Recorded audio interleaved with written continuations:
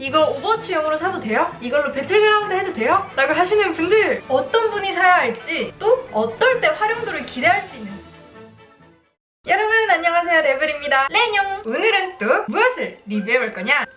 짠! 한 1년 전쯤 제가 이 서피스 프로 산 이유에 대해서 리뷰를 했었잖아요. 뭐 편집이 되는지, 메이플 스토리가 돌아가는지 그런 것도 테스트 해봤고요. 1년이 지난 지금까지 여전히 거의 뽕을 뽑고 있는데, 지난 6월에 마이크로소프트에서 또 새로운 서피스를 공개했죠. 그중 하나가 바로 짠! 요 녀석입니다. 서피스 고 2예요. 이렇게 제가 쓰던 프로랑 한눈에 봐도 크기도 차이 나고 당연히 무게도 차이 나겠고 용도도 다르겠죠. 그래서 리뷰를 해보고 싶었는데 고맙게도 MS에서 또 연락을 해줘서 제작비와 함께 제품을 대여받았어요. 그동안은 제가 항상 이렇게 말로 하거나 설명란에다가 적었었는데 이 브랜디드 콘텐츠 표기법에 좀 혼란이 있었던 만큼 저도 이 콘텐츠부터는 아예 이 마크로 통일을 할게요. 자, 그럼 서피스 프로 찐 사용자인 제가 새로 나온 서피스 고 2 써본 후기 알려드릴게요. 렛고! 이 제품 자세히 보기에 앞서서 혹시 이 서피스 라인을 처음 접해보셨다면 서피스 프로는 뭐고 서피스 고는 뭐야? 살짝 헷갈리실 수도 있을 텐데, 서피스 제품군에는 용도별로 라인업이 있거든요. 그걸 통칭해서 서피스 패밀리라고 하는데 이렇게 7가지 제품군이 있습니다. 서피스 고는 그중에 가장 가볍고 작고 성능 또한 라이트한 작업에 최적화되어 있어요. 그러니까 가벼운 문서 작업이나 이동이 많은 분, 탈랑 한 손에 들고 다니면서 사용하기 좋겠죠? 제품을 좀 더 가까이서 살펴보면 화면은 10.5인치 터치 스크린이고요. 여기 제가 서피스 프로에서 썼던 이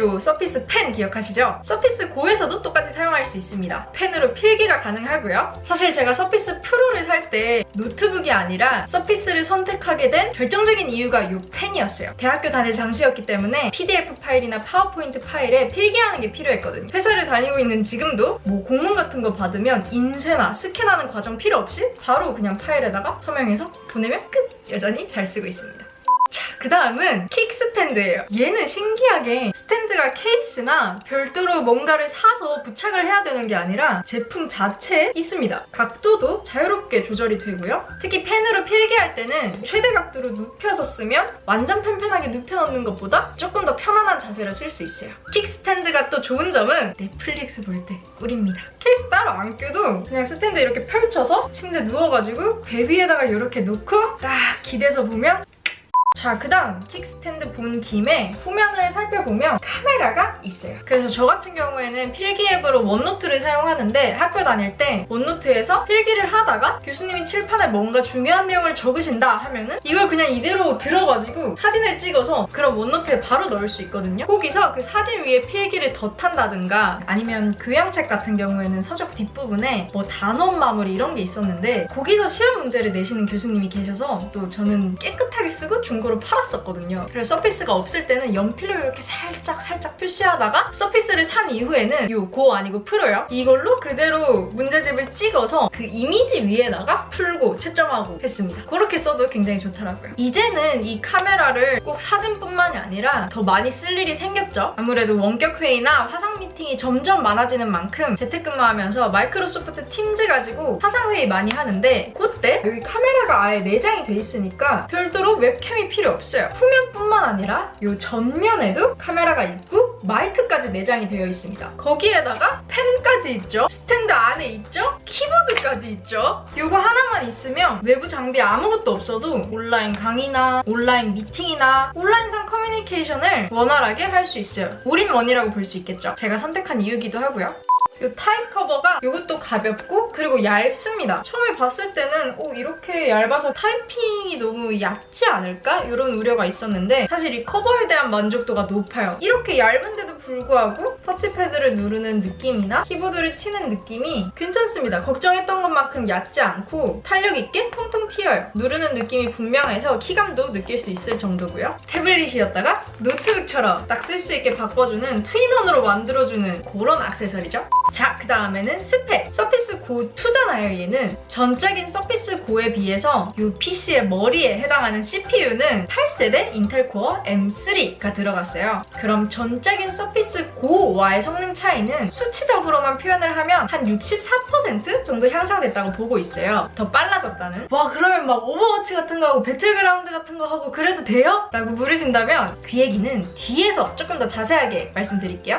자, 그럼 왜 많고 많은 태블릿 태블릿 중에 저는 요 서피스를 골랐냐? 바로 윈도우 사용이 가능하다는 점이에요. 윈도우가 가능하다는 건 집에서 PC로 하던 일을 요 조그만한 녀석에서도 그대로 할 수 있다는 뜻이잖아요. 제가 여기 구매해서 실사용하고 있는 서피스 프로에 대한 리뷰 두 가지를 위쪽 느낌표를 누르시거나 아래 설명란을 누르시면 볼 수 있도록 링크 남겨둘 테니까요. 조금 더 자세하게 궁금하신 분은 그 영상 보고 오시는 것도 도움이 많이 될 거예요.